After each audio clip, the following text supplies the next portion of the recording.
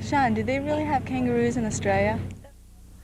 KBUL reporter Michelle Humphreys here, talking with Sean Fallard, back from Australia.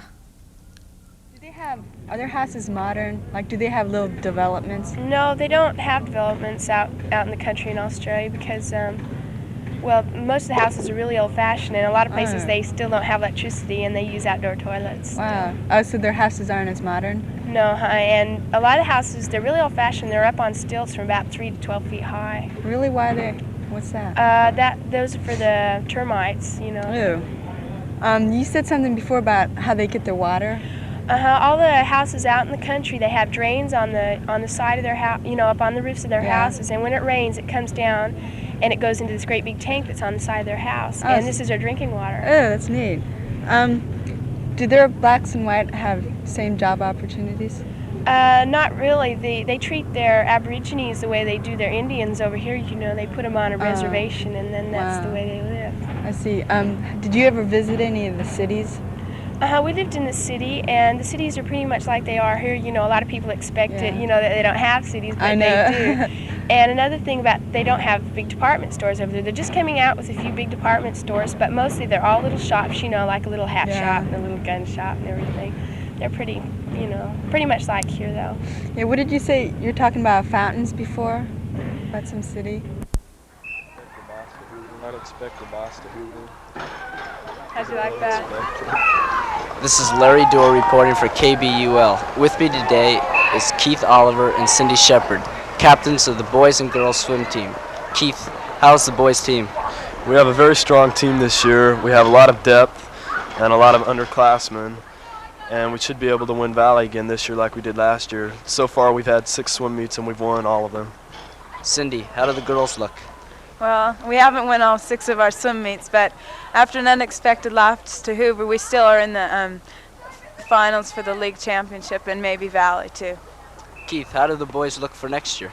Real good. They should be able to win Valley again because we have a lot of strong sophomores and juniors on the team with a couple 9th graders coming in that are good swimmers. Thank you. This is Larry Dorr reporting for Odd Thursday, KBUL.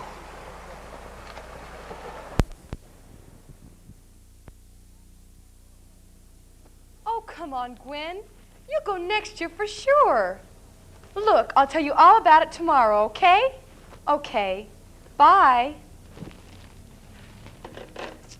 If I ever get there myself. I can't believe this is really happening. I am being stood up. The biggest prom of the year. The only prom of the year.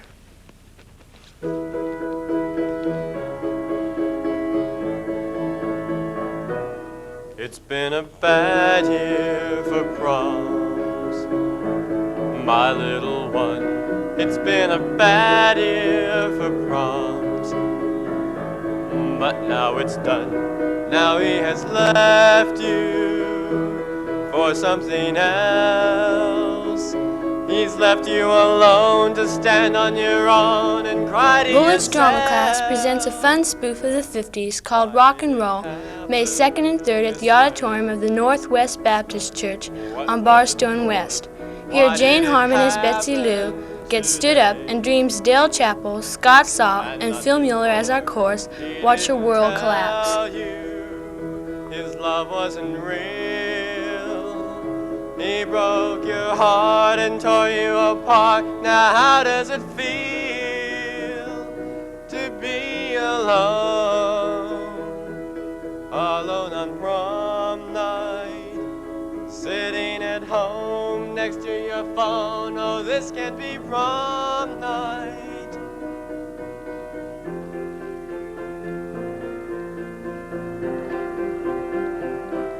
It's going to be quite a ball. That's what he said, but I won't be there at all. I should be dead, 'cause I have waited so long to be there. He's ruined my chance for teenage romance. It just isn't fair. Still, it's so lonely, lonely on prom night. But I won't lose sleep because of some creep who ruined my prom night. I've made up my mind. It's all very clear. He'll come crawling back to beg for a crack at prom night next year.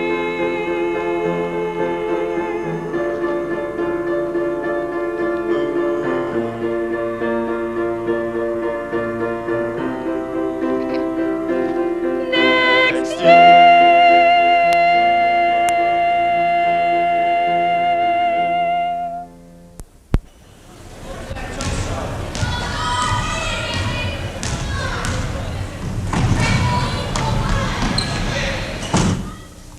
In the past, many people have felt that the girls' sports program did not receive the attention it deserved. However, the past few years have seen a vast improvement in the quality of the after-school sports activities for the girls. Today I have with me Mrs. Jan Locker, the head coach of the girls' basketball team here at Bullard. Mrs. Locker, in your opinion, is the after-school sports program satisfactory right now? Well, yes, I think it's satisfactory, but I think that there are a couple of drawbacks. Number one, I think that we have no winter sport offered for girls, and so therefore we have 2 in the fall, and 3, and possibly next year a 4th one if track comes in, which I feel strongly that it will. And so it overloads, all those sports have to vie with each other, and the people have to make decisions, you know. Okay, I know for a fact that in the early years of the girls' schoolings, they're not taught to be sports-oriented at all. Do you feel this is a significant reason for the girls' sports program to be so underdeveloped? Oh, yes, very strongly, especially in the Bullard area where we're in the county, and that we have not received any city recreation funds, and with no gymnasiums out here, and of course that was defeated the other day at the polls. It's a very significant reason. The girls are not exposed to it. They've never had any team sports on a competitive level until they get here. Okay, it seems to me that another thing that could be done to improve the sports program for women would be to offer more athletic scholarships. Do you see any possibility of this happening in the future? Well, I think basketball probably has the best opportunity simply because it's the boys have set the pace for that. They have we're kind of riding in on their fame, and volleyball. I don't know of any scholarships offered in volleyball. Very few in gymnastics, very few in swimming or diving, very few in tennis. But you do hear of some, like UCLA has 10 girls on scholarships down there that are basketball players. Okay, one last question. In the past, it was common practice to give all the funds to the boys' sports program and completely ignore the girls. Now, do you find this still to be a problem? No, no problem at all. I think they're very fair with us. Each sport sets up its own budget, and it's submitted and cut. Most budgets are always cut, and but I don't think the girls' budgets are cut any more so than boys' budgets. I think they're very fair with the funds that they provide. I'd like to thank you for joining us today, Mrs. Locker. This has been Alan White reporting for KBUL News.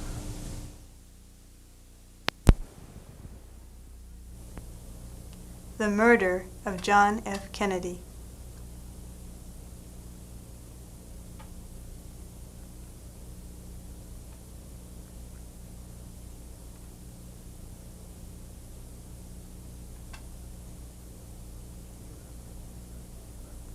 Much has been said and written about the death of John F. Kennedy. Several ties have been suggested by the assassinations of Martin Luther King, John Kennedy, Bobby Kennedy, and the attempted assassination of George Wallace.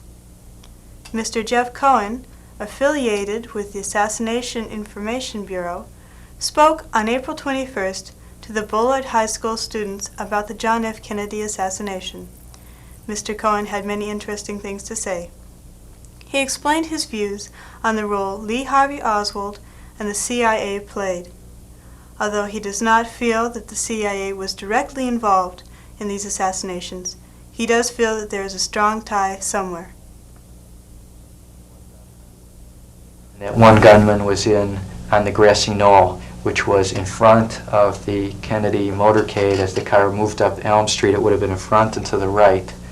And then there were two gunmen behind, one in the second floor window of the Daltex building and one probably in the sixth floor of the Texas School Book Depository, although not the window that they say Oswald was in. What reasons would there be for the CIA assassinating John F. Kennedy?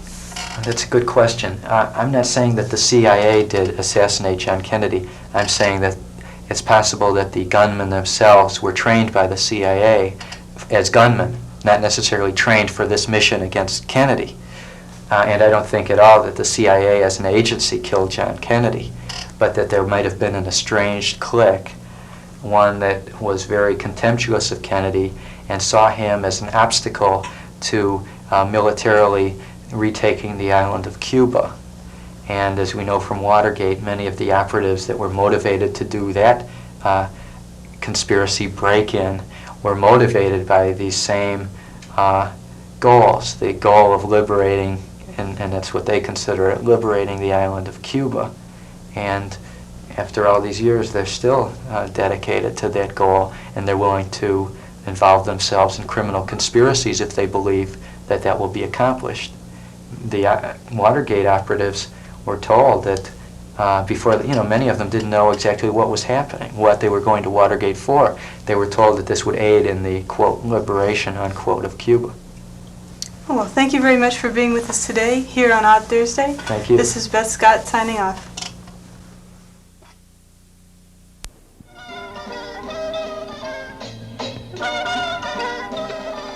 Oh, rubber ducky, you're the one.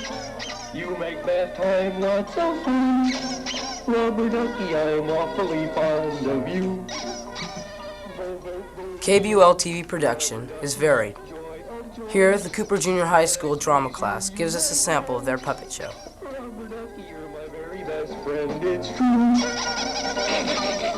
Oh, every day when I make my way through the lobby, I find a little fella who's cute and yellow and chubby. Rub-a-dub-dubby, rubber ducky, you're so fine. And I'm lucky that you're mine. Rubber ducky, I'm awfully fond of you. Hey, rubber ducky, would you like me to scrub your back with my nifty little scrub brush? You would? Okay, how's this? Hey, you want me to scrub behind your ears? Oh, I see. You don't have any ears, do you? Well, how about your tummy? Scrub his little ducky tummy. Ooh, he's ticklish. Oh, every day when I make my way through the lobby, I find out little fella who's cute and yellow and chubby. Rub-a-dub-dubby, rubber ducky, you're so fine. And I'm lucky that you're mine. Rubber ducky, I'm like all fond of. Rubber ducky, I'm awfully fond of you. Bye. Bye, everybody. Good night, ladies. Good night, ladies. We're going to leave you now. Good night, ladies. Good night, ladies. Good night, ladies. We're going to leave you now. Now we are alone and we can pick a little, talk a little, pick a little, talk a little, cheep, cheep, cheep, talk a lot. Here, the 1974 Madrigals present a tune from the Meredith Willson hit, The Music Man. Auditions are still open for this year's Madrigals. If you are interested, come to room M2 any day this week and see Mrs. Epkarian.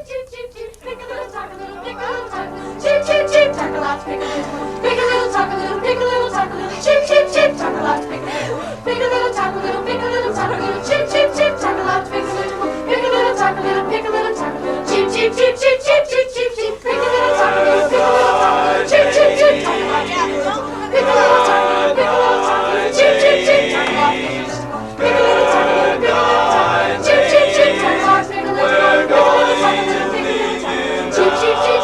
cheep, cheep, cheep.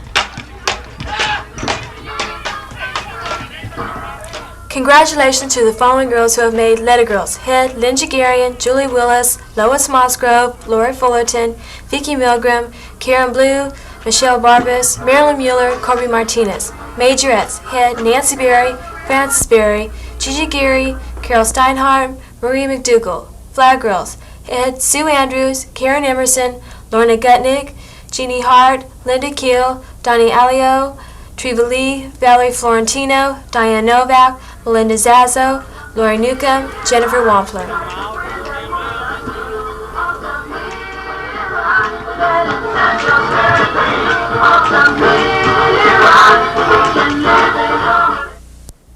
Brian Arax here with KVUL News. On the international scene, President Tu resigned Monday as acting head of South Vietnam. Tu blamed Americans for not enough help, but added, "My resignation will support the cause of peace." Here at school, summer enrollment for radio and TV classes will be taking place soon. Those interested are urged to contact Mr. Lipson in N23. D-Day in Fresno is May 1st. D-Day stands for Don't Smoke Day. The object is to get smokers to quit for a day and encourage them to consider kicking the habit for good. Now to Larry Lestretto with more news. Thank you, Brian. On our last Odd Thursday show, in an interview with Principal Neal, we saw some problems with the Planning Commission in placing the new signboard on campus. Now Principal Neal and the Bullard Boosters, with the help of Assistant Superintendent Robert Weber, have reached a compromise with the Commission. After a certain amount of haggling, we may put the sign on campus, but with restrictions. Mr. Neal is working on these problems now. Odd Thursday will have an updated report for you on our next show. Our Bullard Music Department and band backers present the 3rd Annual Music Circus Friday in our gym. Beginning at 4:30, the concert will feature our own chorus and madrigals, a rock and roll preview, a Parents Alumni Band, and the marching band. The dance concert following at 8:30 will feature Folly's Pool. Donations at the door are $1 for adults and 50 cents for students. Plenty of refreshments will be on hand. In this week's Charger, we'll have a reply to the Bee's article on drug abuse at Bullard and pros and cons on year-round school. This is Larry Lestretto signing off for KBUL TV.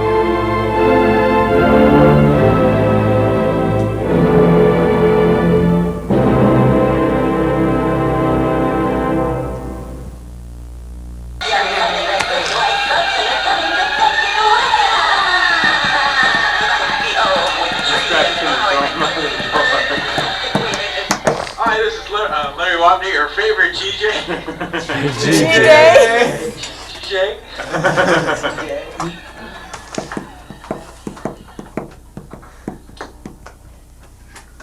I feel destitute.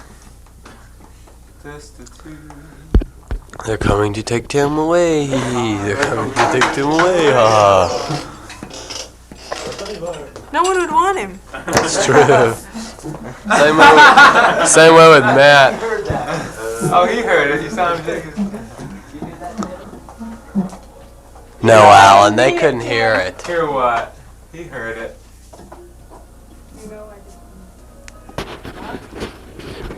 I think he turned it in. No, he didn't. They're running the tape on you. Okay.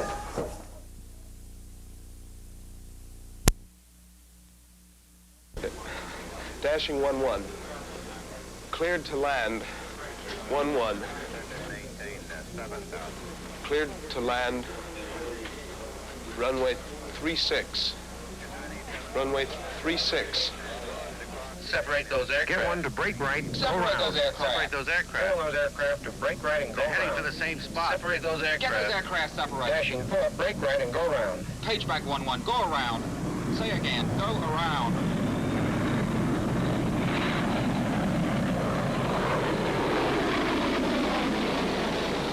I think you better come along with me. 497, Roger. Contact Washington Center now on 290.3.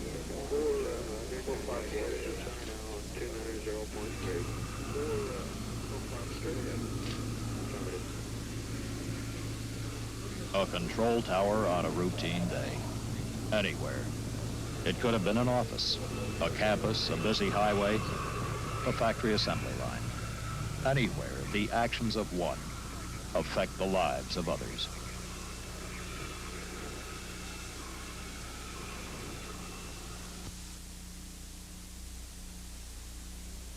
You have just seen The Hang-Up, a frighteningly real dramatization of the drug abuse problem and its effect upon not only the user but the people whose lives touch his. If a member of your family or someone you know has a drug abuse problem, we urge you to ask for help. Begin by contacting your family doctor. He can aid you in finding the type of help to fit the particular circumstance of the problem. If you know of someone who is illegally selling or giving away drugs, notify your local police department, the sheriff's office, or the California State Bureau of Narcotic Enforcement. If you have prescription drugs in your home, make certain that potential victims of drug abuse do not have access to them. The home medicine chest can be a real danger. If you are using drugs and want or need help, talk to your parents or call FACS in Fresno 299-3144 or HELP in Visalia 734-9291 or similar self-help organizations in your community. KMJ-TV has presented this program in cooperation with the United States Navy as a public service. Next Tuesday at 7 p.m., Channel 24 will present Trip to Where, a further exploration of all the aspects of drug abuse and its consequences. Following the program, we'll seek the reaction of 3 members of the community. Mrs. Ann Gable, Consultant, Nursing Services, Fresno County Department of Education, Captain Harold McKinney of the Fresno County Sheriff's Office, and Reverend John Ashcraft, pastor of the Harvard Terrace Baptist Church. They will explore ways in which victims of drug abuse can get help here in Fresno. This is Bill Davidson speaking for KMJ-TV and urging you and members of your family to join us next Tuesday at 7 p.m. for a community challenge, Drug Abuse. Meet some of the people who are reaching out to help the addict.